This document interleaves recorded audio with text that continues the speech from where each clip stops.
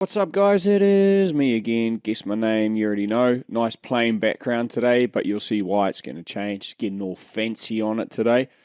This is attempt number 3. The first two were short and didn't go so well, so here I am at it again. This week, we're doing a new series on microphones. So today is low budget, should I say? Not low level. Low level would be crappy advice. We're going low budget microphones that are good quality for what you get. I'm going to do a 3-part series, low budget, in the middle, and then high budget. And I'm going to give you 3 microphones from each bracket, 3 of my favorites, and tell you why, tell you what they do, and all that kind of nonsense. Let's get straight into it. Just want to preface this by saying all of these microphones are dynamic microphones, which in simple terms means, for example, this guy, when I talk into it in a cone shape and almost directly in front of the microphone, it's going to pick up all of that sound. All the sound around it is, in theory, not going to be picked up based on the structure of the microphone and the way it's made to pick up sound. So anything behind, out to the sides, hopefully it's not going to pick up a whole lot of that. The better the microphone, the better they are at such things. The reason I'm only recommending dynamic microphones is because all the work that I do, for example, podcasting, webinars, live events, dynamic microphones are the best. It might be a gig. You see someone, live performer on stage singing, they're going to be using a dynamic microphone because they don't want all the other noise being picked up. So that's why I'm only talking about dynamic mics, because they're the only ones that I would actually recommend using unless you've got a really well-conditioned environment for recording in. With dynamic mics, you do lose a little bit of nuance, or some of the really tiny little bits of data that you might get out of your voice. You do lose some of that with a dynamic mic, but the better the mic, the less issues you'll have with that. The problem with condenser microphones is that they pick up sound often from multiple directions, which is good in some cases and not so good in a lot of cases that we find ourselves working in. For example, if you're in an office and there's noise going on in the background in the rooms outside next door, you don't want to be using a condenser microphone because it's just going to pick up all of that stuff, the chit-chat, the weekend talks, whatever went right, went wrong on the weekends. You're going to hear that in your recording as well. Whereas a dynamic mic, if something's going on outside of my door right now, I'm not necessarily going to hear that, or it won't be distracting, at least. In this case with this guy here, he's in the high price bracket, and he cuts out a lot of the noise.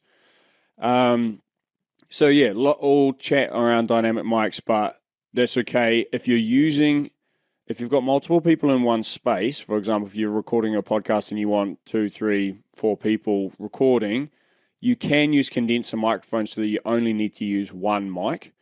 Then you can talk into it from multiple directions. You need to get the right microphone for that, but I honestly wouldn't recommend it. Just get a microphone for each individual. Spend a little less, maybe some of these lower cost mics, and get 3 or 4 of them rather than having one and getting some kind of tinny audio out of all 4 of the voices, and potentially for the same price that you pay for 4 low budget mics. Okay, without further ado, let's get into it. Here we go, number 1, boom, and that's why we didn't have a fancy image going in the first case. Audio Technica ATR 2100X. So, this guy here, you can see $185. It's a good deal. Everything today is under $200 New Zealand, all right? So, roughly £100, 130 US.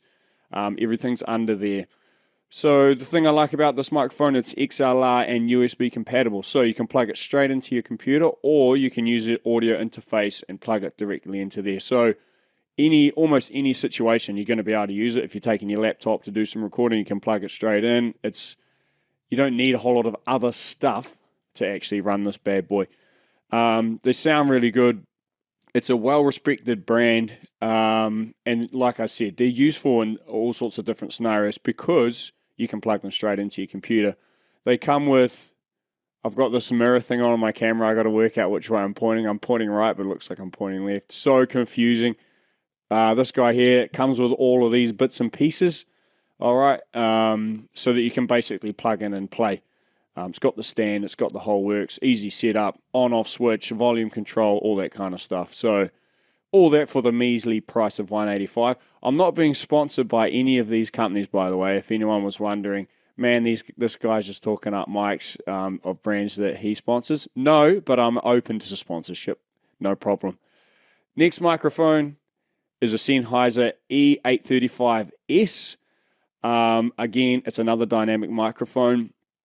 This time, a couple of little things to consider. All of these, by the way, are similar sound quality. It just depends on, there's a preference with the structure of the mic in terms of what it sounds like with bass frequencies, high frequencies. Some of them are more sibilant. If you've got a really sibilant voice, you want to do a little bit more research into the right type of mic so it doesn't really accentuate that and you get those hard S sounds, for example. So they're all a bit different, but they're all really good, great reviews, all products that I've used myself, and you're not going to go wrong with any of these. Sometimes it's a brand preference, but I'm just giving you some ideas.